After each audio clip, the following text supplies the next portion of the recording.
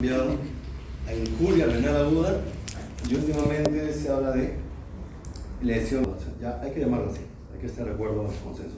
Vean, este caso, 2 días, he tomado una paciente que hemos visto en la sala, 2 días de enfermedad. Quisiera que alguien me ayude con los diagnósticos. ¿Por qué llega? Llega porque tiene dolor lumbar, fiebre, náuseas y vómitos. Y de paso, hematoide, orina roja. Este paciente, miren los valores de urea y creatinina. En el momento del ingreso están aumentados. El valor normal está a 1,04 y tiene 1,91. Pero vean la relación con la urea, eso es muy importante. Cuando un paciente tiene aumento de creatinina y urea, dividan urea entre creatinina y vean si es mayor de 40 o menor de 40. Y acá, pues, sin ser matemático, 71 entre 1 sale menos de 40. Me equivoco. Tan mal no estoy en matemáticas.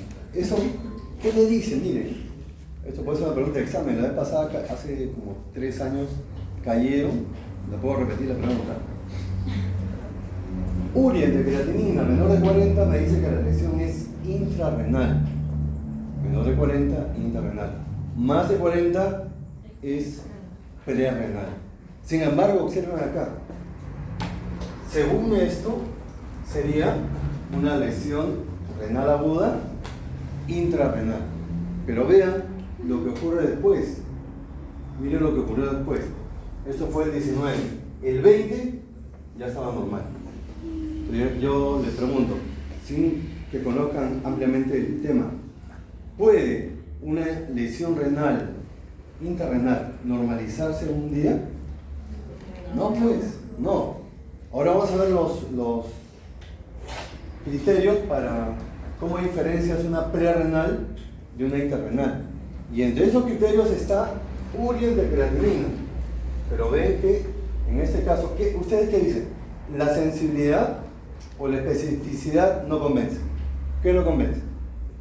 ¿La sensibilidad o la especificidad? Claro. Entonces nos damos cuenta que no es muy específica. Así que no se confíen de ese criterio. Ya luego veremos cuál es el más importante. ¿Y cuál es el diagnóstico? ¿Qué me dice? ¿Qué ha llevado a esta lesión aguda renal, prerrenal en realidad? ¿Cuál es la causa? Ahí tienen los síntomas y signos principales. ¿Cuál ha sido la causa? Una infección. Una infección. ¿Infección dónde? ¿Baja o alta? Alta. Claro, ahí tiene la triada, a ver. ¿Cuál es la triada de pielonefritis aguda? Dolor lumbar, fiebre y factores escalofríos. Con o sin molestias urinarias bajas, disuria, poliquiuria, tenesmo, más síntomas vegetativos, náuseas y vómitos. Es el acompañante. La hematuria podría... A ver, ¿quién me dice? Un cerebrito.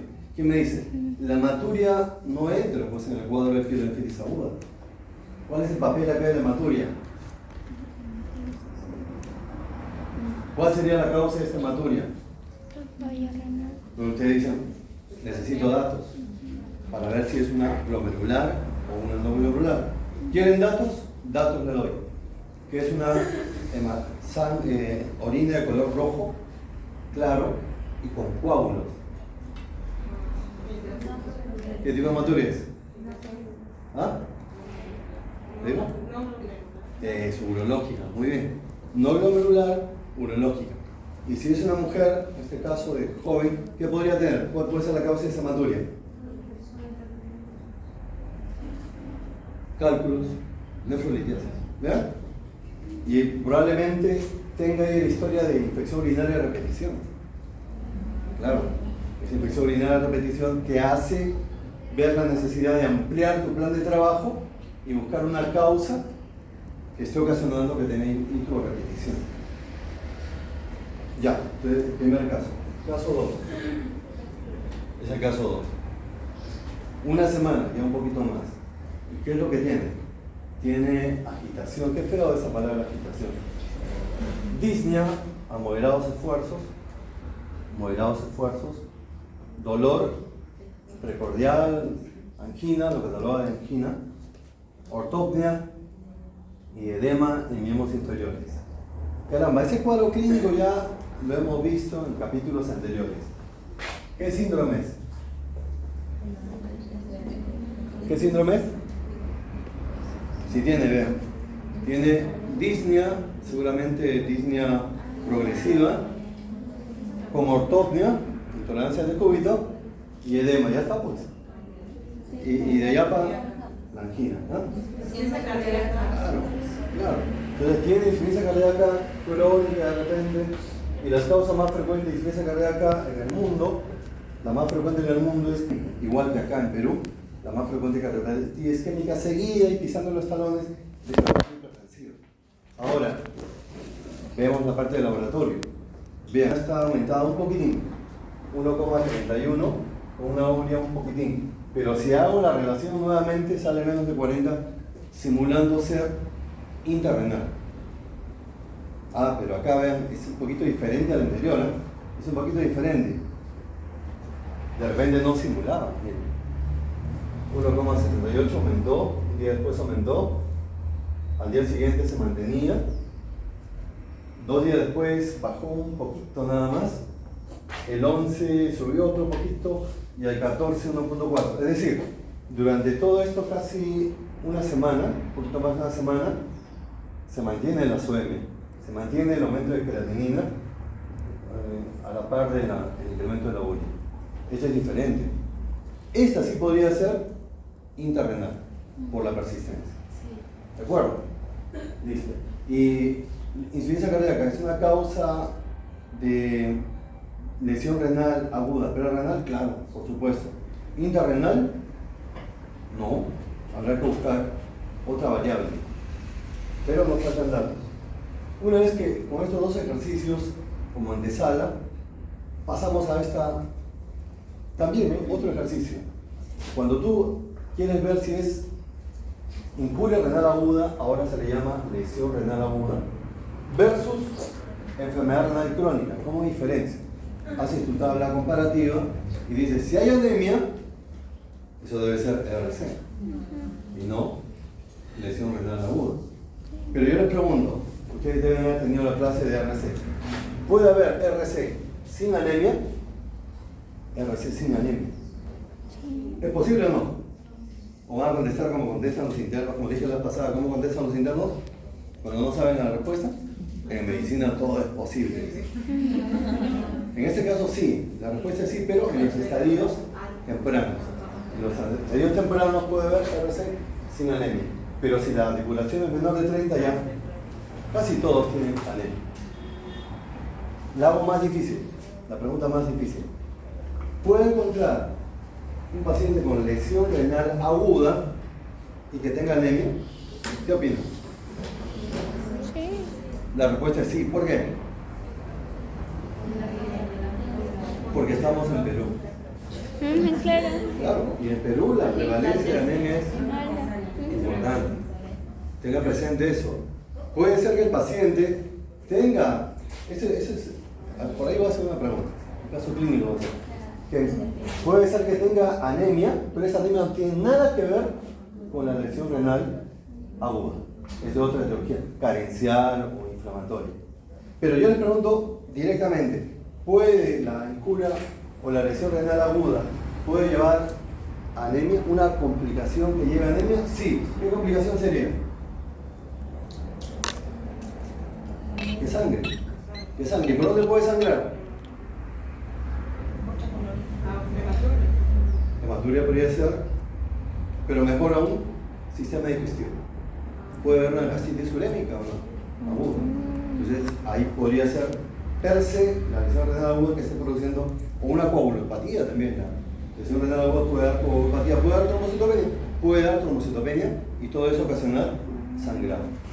Luego, ¿en cuál de estas dos causas hay mayor sintomatología de uremia? No estoy diciendo mayores niveles de urea y creatinina, sino mayor sintomatología. Náusea, vómito, somnolencia, confusión, congestión pulmonar, etcétera, etcétera. Es más frecuente en la aguda. ¿Por qué? ¿Quién me dice por qué? Porque todavía no... Claro, no se han desarrollado los mecanismos de compensación. Es como un ejemplo del amor. 2 años dura el amor, dicen los expertos. Mentira. ¿Ya subió? 2 años y después punto de quiebre, depende ya de la pareja. Cuando yo trato de diferenciar si esto es crónico o agudo, un barrido ecográfico. Ya sabes que no solamente hay que ser radiólogo para hacer el barrido, ¿verdad? Todos los servicios están adquiriendo ecógrafos. Es más, la tónica ahora de los médicos generales es que hagan estos diplomados de ecografía. Es necesario. Incluso para contratarlos como médicos generales les piden si tienen diplomado de ecografía.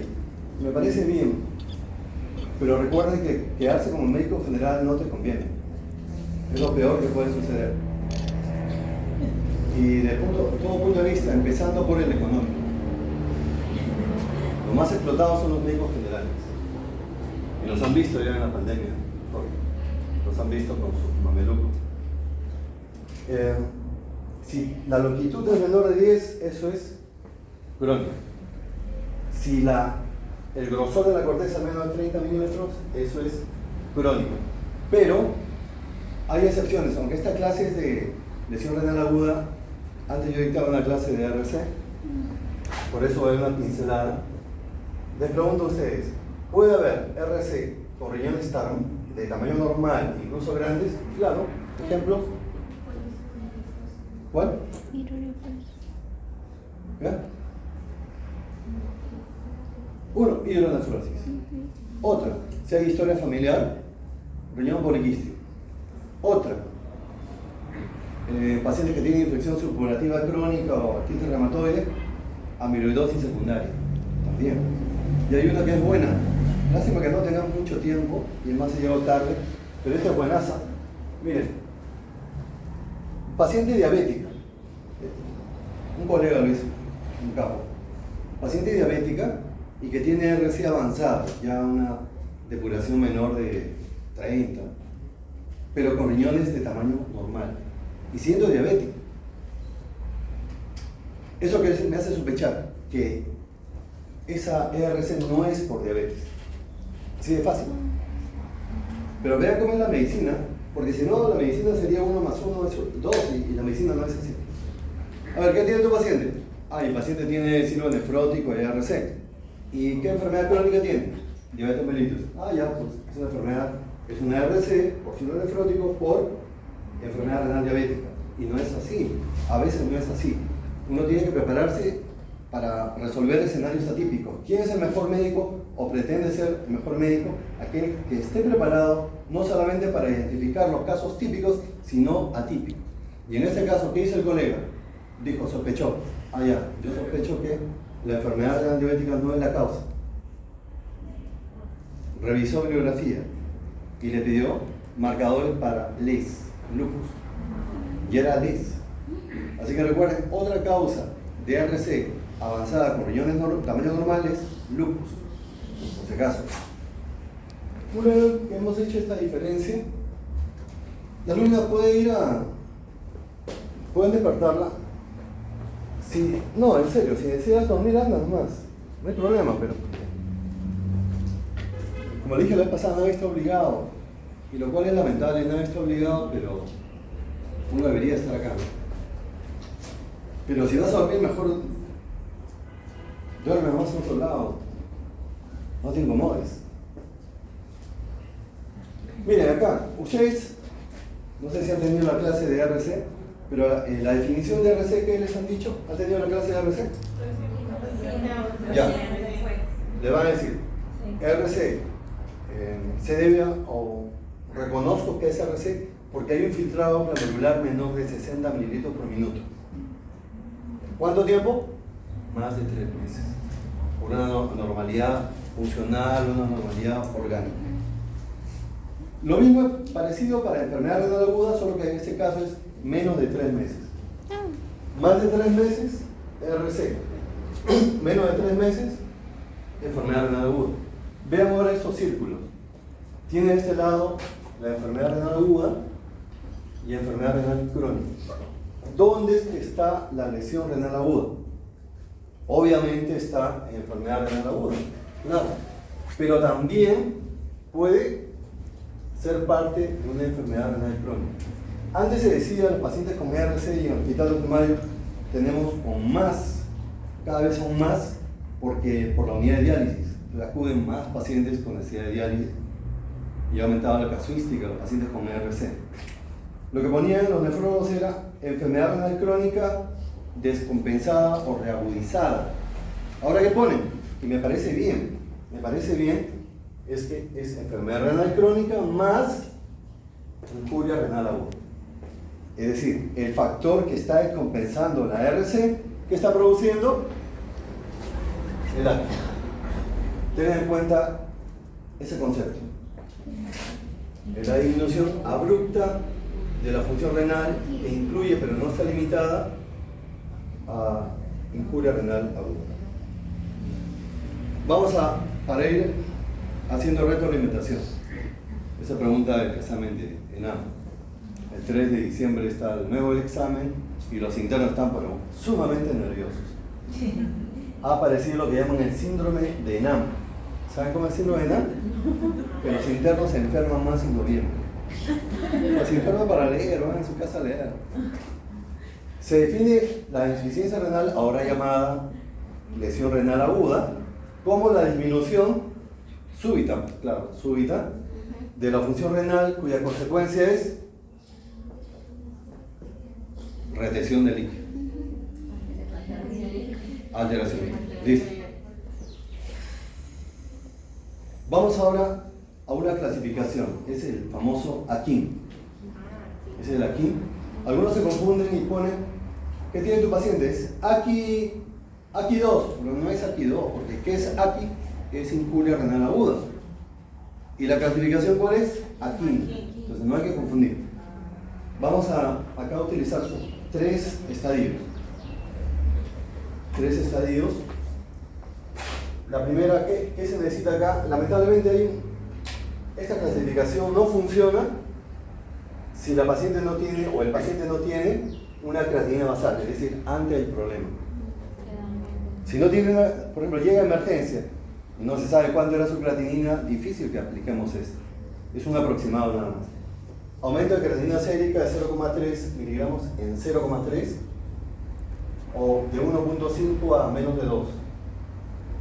Estadio 2, de 2 a menos de 3 veces sobre el nivel basal. Y en estadio 3 ya puedes fijarte en la creatinina sola. Si tu paciente tiene una creatinina mayor o igual de 4 miligramos, ya sabes qué estadio es. Estadio 3. Es lo que deberíamos llamar, en realidad es lo que se llama, ahora esto se llama. Ese concepto anterior de insuficiencia renal aguda no es que ya no exista. Insuficiencia renal aguda es esta, que es un AKI grado 3. Es insuficiencia renal aguda. Es como el concepto de insuficiencia renal crónica, tampoco quiere decir que no exista. ¿Qué es insuficiencia renal crónica? Es una RC estadio 5. Ya está, aclarado. También la diuresis, el CADIGO ha aportado esta nueva definición de diuresis, bueno, nueva relativamente, porque nosotros que encontramos en los libros, mi paciente tiene oliguria cuando la diuresis es menor de 400 cc en 24 horas, pero CADIGO aportó esto, que tú le pones una sonda al paciente y mides diuresis horaria. Lo normal es que tenga una diuresis mayor de 0,5 cc por kilo hora, eso es lo normal. Pero se te dice, si tú ves que tu paciente tiene una diuresis menor de 0,5 cc por kilo hora, por lo menos por 6 horas, declarada oliguria. Ese es el otro concepto, la otra definición de oliguria. En el estadio 2, por 12 horas, y en el estadio 3 ya es de 0,3. Anuria. Etimológicamente, anuria, ¿qué significaría? Que no orina. Pero curiosamente, la definición de anuria es un volumen urinario menor de 100 cc en 24 horas. Por si acaso, anuria no es cero. Ahí les hago una pregunta. Si ustedes están de guardia en hospitalización, porque ahora se hace guardia en hospitalización, a raíz del COVID, ya hospitalización tiene sus propios médicos que hacen guardia. Antes era lo de emergencia, que hacían guardia o iban al llamado a hospitalización. No, ahora hospitalización tiene sus propios médicos que hacen guardia las 24 horas del día. Y te llaman, tú te haces guardia y te llaman, te dicen, doctora, doctor, la paciente tal o el paciente. Yo digo la paciente porque acostumbro a trabajar con mujeres. El paciente tal tiene no orinado las 24 horas. No orinado. ¿Qué hacen?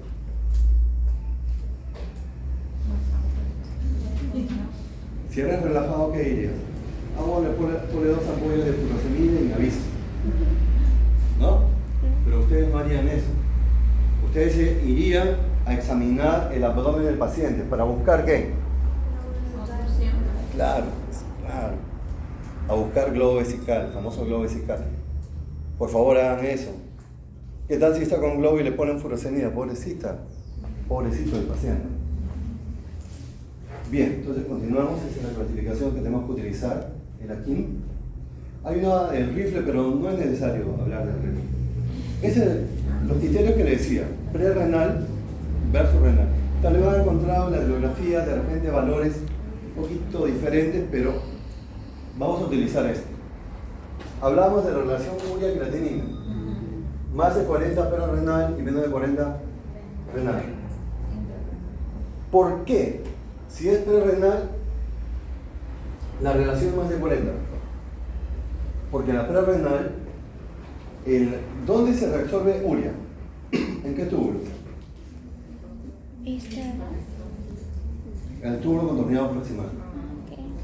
Y la urea se sigue reabsorbiendo. Eso está indicando que no hay daño renal todavía. Si la urea es más de 40 en esta relación, quiere decir que todavía no hay daño renal porque el túbulo contorneado proximal está trabajando y más. El otro es el sodio urinario.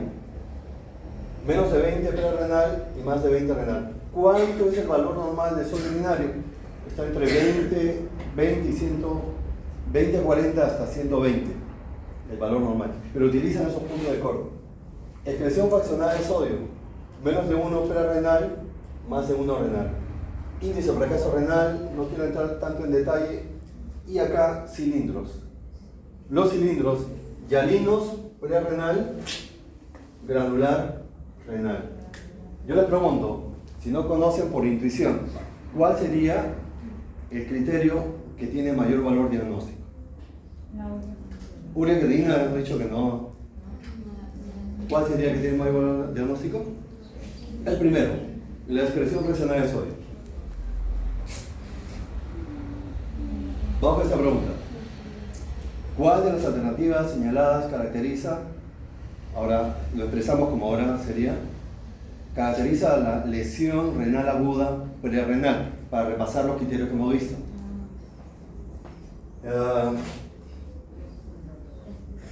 Es prerrenal. Esta expresión fraccionada menor de 1. Y no necesito ver lo demás. ¿No necesito ver lo demás?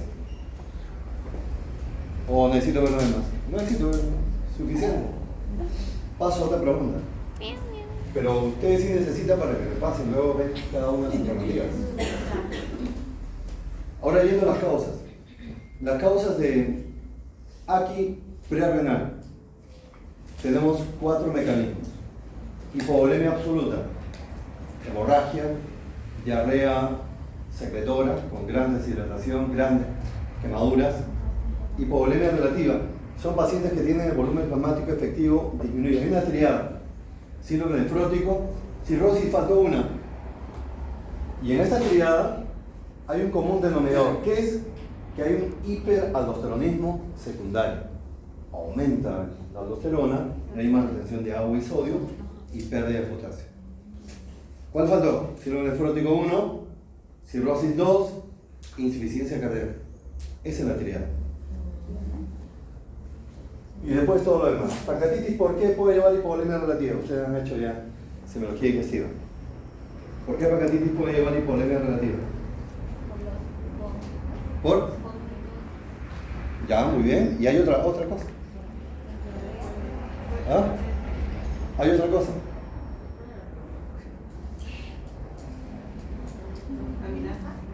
No. ¿Por qué puede llevar hipovolemia relativa la pancreatitis aguda? Uno es por pérdida, porque está con náusea, pero hay algo que es mucho más categórico. Una complicación de la pancreatitis aguda y que puede llevar a hiponatremia hipovolémica también. Pancreático. Insulino. Se llama secuestro. Secuestro de líquido. Redistribución. El líquido pasa, se escapa del intravascular. Tercer espacio. ¿Han escuchado? Tercer espacio. La autorregulación renal. Tenemos arteriola aferente y lateral eferente. Ante una situación de deshidratación para aumentar la perfusión renal, ¿qué pasa? La arteriola aferente se dilata y la eferente se contrae. ¿Qué medicamentos pueden romper, anular esta autorregulación? ¿Qué pasa con la aferente? Se dilata. Los AINES la contraen. Adiós autorregulación. ¿Qué pasa con la eferente? Se contrae. Los YECA o las ARA2 los pueden dilatar. Así que tenemos ahí AINES, YECA, ARA2. Un paciente que está tomando, por ejemplo, un paciente hipertenso, que está con YECA y tiene diarrea, cuidado. Yo le suspendería temporalmente, le suspendería el YECA y le controlaría más seguido la presión. ¿Por qué? Porque un paciente que toma YECA es más lábil y puede hacer fácilmente un AQI. Así que tengan cuidado. De repente a un familiar suyo. Y ya alteración de la glicocirculación, por ejemplo, la sepsis, que es bastante frecuente en hospitalización. Ya la intrarrenal, así rápidamente también, glomerular, intersticial, tubular y vascular. Glomerular, la glomerulonefritis primaria por cambios mínimos, membranosa, y secundaria por LES, por diabetes mellitus. Intersticial, AINES, beta-lactámicos, infección urinaria a repetición. Un dato suelto que le doy, o un tip que le doy, un paciente que tiene, es algo curioso, vean compañeros, cuando se pide el examen de orina, es algo bastante curioso, cuando se pide el examen de orina, solamente te piden ver cuántos leucocitos tienen, pero no te dicen qué leucocitos, no te dicen si son mononucleares, polimorfos nucleares. Nunca me había puesto a pensar, ¿por qué no se pide el recuento diferencial de los leucocitos en una infección en un examen de orina? Se la dejo cuando hagan el curso. Pero acá sí necesitan pedir. Si está sospechando que es intersticial, pide el recuento diferencial a un aumento de eosinófilos. Eso, el aumento de eosinófilos en la orina, eso es para daño intersticial. Tubular, si eres un paciente que tiene una prerrenal y no lo hidratas bien, ¿en qué termina? Necrosis tubular isquémica. Y si ha usado sustancias de contraste o aminoglucósidos, una necrosis tubular tóxica. A ver, alguien que me diga una causa en mioglobinuria. Vamos. Causa en mioglobinuria. Les digo un ejemplo. No le voy a decir el ejemplo clásico. Bueno, le digo el ejemplo clásico. Son pacientes que han sido víctimas de un politraumatismo. Una pared se le quedó encima, o un accidente automovilístico, y hacen injuria renal aguda, hacen insuficiencia renal aguda, una creatinina bastante elevada y necesitan hasta diálisis. Y la orina está un color oscuro, tanto marrón, y es por mioglobinuria. ¿Cómo se llama eso? Se llama rhabdomiólisis. Rhabdomiólisis. Pero vean las curiosidades de la medicina. Cuando estuve en la sala de varones en la pandemia, vi a un paciente joven que había ingresado por estatus epiléptico. Estatus epiléptico cuando convulsiona frecuentemente y no despierta o no logra regresar a su nivel de vigilia. Estatus epiléptico, contracciones, es una tónico clónica, así están convulsionando. Y vean cómo esas convulsiones llevaron a una rhabdomiólisis, qué increíble. No había sufrido de un politraumatismo, nadie lo había tocado. Eran las convulsiones repetidas, rhabdomiólisis, mioglobinuria. Son las cosas curiosas de la medicina. Y vascular, la vasculitis. Ya por renal, pues, los cálculos, los diabéticos, vejiga neurogénica, tumores, etcétera, etcétera. Vamos a esta prueba. Mujer de mediana edad, Ya les he dicho, para que se entrenen, no vean las alternativas. Es el mejor entrenamiento. Mujer de mediana edad que tiene una enfermedad aguda caracterizada por diarrea intensa. Es una diarrea que le ha llevado a deshidratación. Debe ser una diarrea secretora, infecciosa, secretora, por ejemplo, por E. coli enterotoxigénico. Y vean la diuresis que le dan. Tiene una diuresis menor de 0,5 por 6 horas. ¿Qué le están diciendo? Tiene oliguria, ¿no? Ustedes dirán, ¿por qué no me ponen oliguria? Porque quieren que ustedes repasen. Sería fácil que le pongan y tiene oliguria, ¿no? No, pero tú tienes que aprender a reconocer cuándo hay oliguria. Esa es la gracia de hacer medicina. Las signos vitales están en el límite, está con taquipnia. ¿Cuál es el diagnóstico más probable? Que está presentando oliguria sería por una lesión renal aguda, prerrenal. Al momento, prerrenal. Claro, está empezando. Así que busco, en ese momento, el año 2017 se le decía insuficiencia prerrenal. Pero ahora le decimos lesión renal aguda prerrenal. Y en este caso sería por los mecanismos que hemos visto, hipovolemia absoluta. Otra, varón de mediana edad con insuficiencia renal aguda, llamémosle lesión renal aguda por choque hipovolémico. Bueno, tal vez sea ya insuficiencia renal aguda prolongada. Según el examen de orina, vean, acá regresamos nuevamente a los criterios para diferenciar una prerrenal de una renal. ¿Cuál hallazgo indica necrosis tubular aguda? Según el examen de orina, ¿qué espero encontrar en el examen de orina? Cilindros.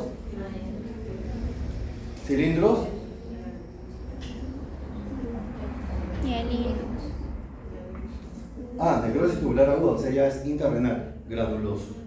Ya. ¿Dónde está? La primera, cilindro granuloso. Otra, esta es buena, paciente con cuadro de deshidratación severa que presenta un volumen urinario de 10 mililitros por hora, está en oliguria, una creatinina sérica de 2. Cuando la creatinina está en 2, a grosso modo, la depuración ya está en 50. Creatinina en 2, depuración de creatinina en 50. Creatinina en 4, la depuración está en 25. Creatinina en 8, la depuración está en 2,5, más o menos. Esa es la proporción. La osmolaridad urinaria está en 1025. El sodio está ahí, 10. El diagnóstico más probable es, ¿qué insuficiencia es?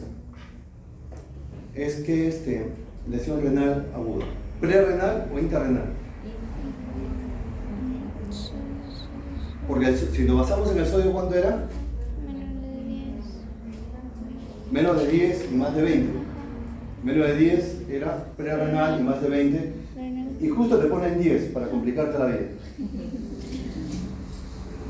Pero considerando que tiene deshidratación severa, lo primero que yo planteo es que sea prerrenal.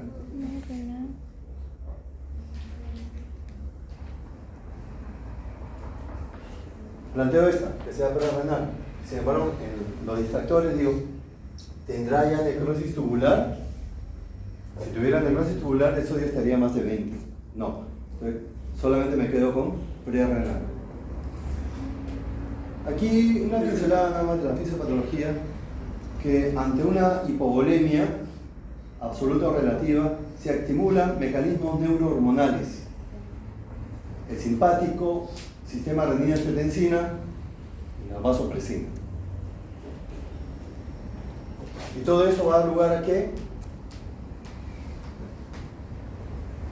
la activación de todos estos sistemas va a dar lugar a intentar por lo menos una compensación de aumentar el flujo plasmático renal. La activación del sistema nervioso simpático y del sistema renina-angiotensina, la liberación de ¿esta cuál es? Hormona antidiurética, aumenta la absorción de urea pero no de creatinina, se activa la autorregulación renal, hay vasodilatación de las arteriolas aferentes. Bien. La idea es, en pocas palabras, se activa estos mecanismos neurohormonales para tratar de compensar la disminución de la perfusión renal. Esto solamente quiero mencionarles nomás, porque la clase no es de medicina interna, mencionarles que hay marcadores. Hay marcadores que incluso vean cómo va avanzando la parte molecular y ustedes van a ser futuros médicos, médicos más moleculares. Ese es su destino. Quieran o no, van a ser médicos moleculares, que tienen que dominar la inmunología, que de hecho lo están haciendo, ¿no? Su fuerte, ustedes, de esas nuevas generaciones, los médicos de esas nuevas generaciones, deben ser duchos, empoderados en inmunología. Ese debe ser el fuerte de ustedes. ¿Perdón? Debería haber más créditos. O sea, debería valer más creditaje del curso. Pero es más para futuro. No, estoy diciendo cuando seas médico. Cuando seas médico. No, ahorita no le da mucha importancia. Pero en todas las especialidades requieren de inmunología. Sí, es mejor ¿Qué aún. libro recomiendas para inmunología? Tengo el que he compartido en el mail. Lo dejé en el escritorio. Mira, doctor, no lo he revisado. Me baja la moral. Me baja la moral. No, No, que sí. sí recomendó cuando Y- hicimos la clase. Pero ahí lo también dejé. recomendó. Pero en el USB que les voy a dar hay varios libros de inmunología. Libros seleccionados. Vean, solamente esta. Interleuquina 18, el KIM 1, ilegal. Y la gracia.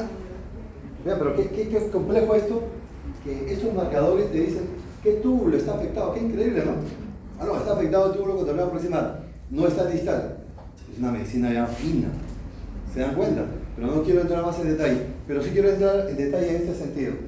La creatinina, jóvenes, la creatinina sérica no es un buen indicador del filtrado glomerular. Tengan presente eso. No se confíen en la creatinina. Por varias razones, pero no hay mucho tiempo para explicarles, pero por varias razones. ¿Cuál es un mejor marcador que la creatinina? Es la cistatina C. Es decir, en lugar de hacer depuración de creatinina, pidamos depuración de cistatina C. Eso ya lo verán en nefrología. Justo le conversaba esto. Politraumatizado, múltiples hematomas, y que encuentran que tiene ya insuficiencia renal aguda. O sea, una lesión renal aguda, estadio AKIN 3. Y además está la enzima del músculo creatinofosquinasa bastante alta. ¿Cuál es su diagnóstico de esta? ¿Cuál es la causa de esta lesión renal aguda AKIN 3? Rhabdomiólisis.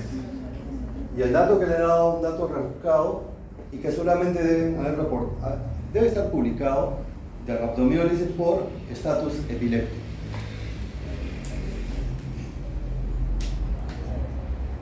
¿Cuál es la causa más frecuente de insuficiencia renal aguda? Es la necrosis tubular aguda post-isquémica. Esta pregunta de respuesta de memoria. ¿Cuál de los siguientes hallazgos es característico en los pacientes con lesión renal aguda debido a necrosis tubular aguda tóxica? Es intrarrenal. ¿Cuál de las alternativas es intrarrenal? Esta, la primera. Excreción fraccionada de sodio mayor de 1. Y nada más. Y nada más. Ya, estas últimas láminas, ¿qué tiempo para que es para ver las complicaciones de la lesión renal aguda? Una complicación es hiponatremia. Y acá solamente voy a decir unas cositas de acá. Esto lo pueden revisar luego. Que en cada grado de hiponatremia le corresponde un determinado cuadro clínico. Hay una pregunta de examen que dice, del representado médico, que dice, tengo un paciente, o tienes un paciente con hiponatremia, y ha convulsionado. ¿En cuánto estará el sodio? Esa es la pregunta de examen. ¿En cuánto estará? ¿Menos de cuánto estará el sodio? ¿Dónde están las convulsiones? Acá. Y el sodio está menos de 115. Ahí está la respuesta. Ahí está la respuesta. Por eso es mejor que ustedes entrenen preparando esquemas. Que no sea puro texto, hagan sus esquemas. Utilicen el resaltador, claro, por supuesto que deben hacerlo, ¿no? Otra cosita es cuándo es que aparece la confusión mental. Porque cuando nos damos cuenta, lo sospechamos en todo caso de hiponatremia, cuando el paciente está confuso. Paciente hospitalizado confuso, hay que mirar el sodio. Y aparece cuando En hiponatremia aguda, una hiponatremia aguda es menor de 48 horas, a eso le llama agudo. Si es menor de 125, ahí aparece ya la confusión. Serían los puntos de corte. Y el delirio, menos de 125. hasta 125 ya aparece la confusión. Pero menos de 125, lo que es severa, ya el delirio está perfectamente establecido. Y lo que digo yo, el paciente tiene hiporreflexia, tiene hemiparesia, tiene espasticidad. Espasticidad es el aumento del tono muscular. ¿Qué simula? Ustedes díganme. Si tengo un paciente y el colmo, ¿sabes cuál es el colmo? Que le pidas tomografía. No puede ser. Está pidiendo tomografía a un paciente que viene por hiponatremia. No debe ser, ¿no? Algunos piden que son más sofisticados, le piden resonancia. No puede ser. Por eso lo primero, así tengas toda la plata del mundo, lo primero es lo primero. Ver lo metabólico. Está soporoso, está con toda esta clínica. ¿Qué simula? Simula un ACV, pues un accidente cerebrovascular. Por eso que le piden tomografía, incluso resonancia. Pero lo primero, no se olviden, un paciente que llega a emergencia, incluso de guardia, por trastorno de conciencia, lo primero que tienes que asegurarte es tomarle una muestra de sangre. ¿Para qué? Sodio sérico, tomarle una muestra con el glucómetro para la glucosa, y el otro es calcio.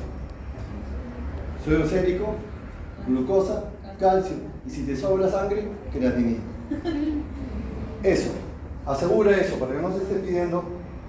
Si yo les contara, pues cuando tenga tiempo voy a hacer un libro que se llama Mentiras Verdaderas, así lo voy a llamar. Mentiras Verdaderas en Medicina. Y autores, como dicen cuando no se sabe el nombre del autor, anónimo, si no van en contra mía. Anónimo es el autor. Cuando es crónica, mayor o igual a 48 horas, eso es crónica. Cuando es severa y se comporta como tal y se maneja como tal, si el sodio sérico es menor de 110. Eso lo necesitas saber. Se maneja para el manejo.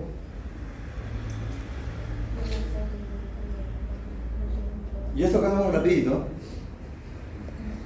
La hiponatremia hipotónica con una osmolaridad menor de 275 millimol por kilo por litro es la más frecuente, la hipotónica. Y la hipotónica tiene tres grupos, dependiendo de qué, del agua corporal total y del sodio corporal total. Ambos están disminuidos, es hipovolémica. Solamente está aumentado el agua corporal total, euvolémica conocida como dilucional. Ambas están aumentadas a predominio del agua, hipervolémica, cursan con edema. Entonces ya estamos situando. Pero solamente vamos a ir a lo que nos interesa. Si tiene lesión renal aguda, ¿qué será? Una hiponatremia hipotónica hipervolémica, con edema. ¿Qué le pido? Sodio urinario. Y el sodio urinario debe ser mayor de 20. Se acabó. Ustedes conocen esa fórmula de osmolaridad sérica, pero tenemos que utilizar la fórmula acortada, lo que llaman osmolaridad efectiva. Es 2 por sodio por glucosa sobre 18 y se acabó. La urea ya no interviene. Eso es lo que tenemos que hacer para detectar hiponatremia. Dice, la hiponatremia euvolémica con sodio urinario menor de 20, ¿cuál es la causa? Ese está en el grupo justo el que no apareció. Justo el de centro, el que no apareció. Y es la causa más frecuente. ¿Cuál es la causa más frecuente de hiponatremia en hospitalización? CIJA, secreción inapropiada de hormona antiurética. Y acá la respuesta es esa. Sodio urinario menor de 20, hiponatremia euvolémica, CIJA. Y ustedes que han hecho fisiología, ¿por qué? ¿Alguna vez se han preguntado por qué le llaman secreción inadecuada de hormona antiurética? ¿Se han preguntado alguna vez? ¿Por qué ese nombre? ¿Cuándo sería una secreción adecuada de hormona antiurética? Sería una secreción adecuada cuando hay deshidratación. Le dicen inadecuada porque aparece sin deshidratación, por eso el nombre. Por último, en el AGA, que le voy a compartir ahora un PDF de una secuencia de pasos de AGA y de discalemias y natremias, Paso 1, ver el pH. No voy a explicar todo. Ver el pH, paso 1. Ah, es otro tipo de pH, invento japonés. Así que viendo el pH, yo tengo 3 posibilidades. Que puede haber acidemia, cuando está disminuido debajo de 735, que esté aumentado alcalemia más de 745, o que esté normal, que se conoce como eudemia. Bien, ese es el paso 1. Si tengo un paciente con eudemia, ojo, con eudemia puede ser que no tenga disturbio ácido-base, y si lo tiene, está compensado porque son 2, uno compensa al otro. Y en ese caso tú tienes que ver más allá de lo evidente. En medicina a veces tenemos que ver más allá. Somos como magos, no sé si se han dado cuenta. Yo digo, te apuesto que en el examen va a salir lo siguiente, o te apuesto que mañana el paciente va a estar así. Somos medio magos, pero ese ya por experiencia. Pon 7.4. Si es menos de 7.4 sería acidemia, más de 7.4 alcalemia. Es el punto de corte, aún así esté normal.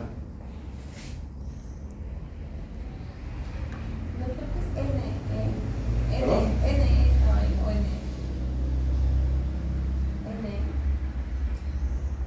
¿Cuál? En la primera etapa. No en el. ¿Acá? Ah, normal. Eso es normal.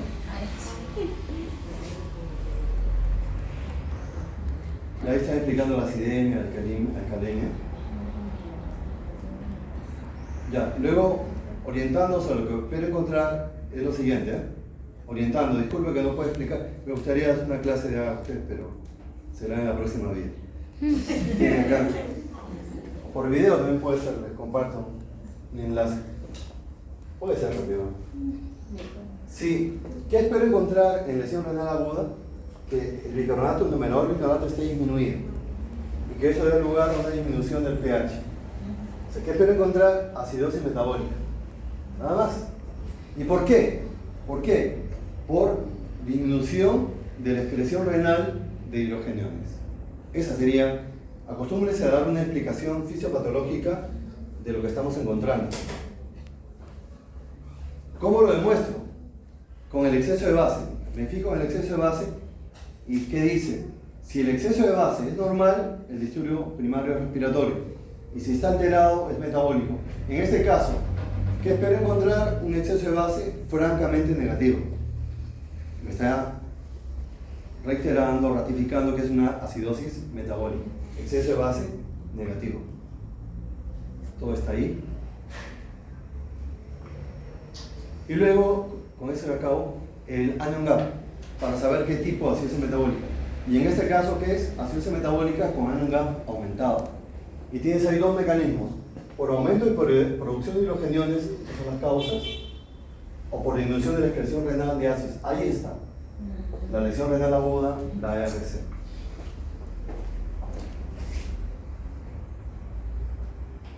A ver. Y como ustedes son adolescentes y requieren pastillas espirituales. Ah, no, pero eso no era. Era una de Facundo Cabral, me van a disculpar. Vive la vida y no dejes que la vida te desgracie.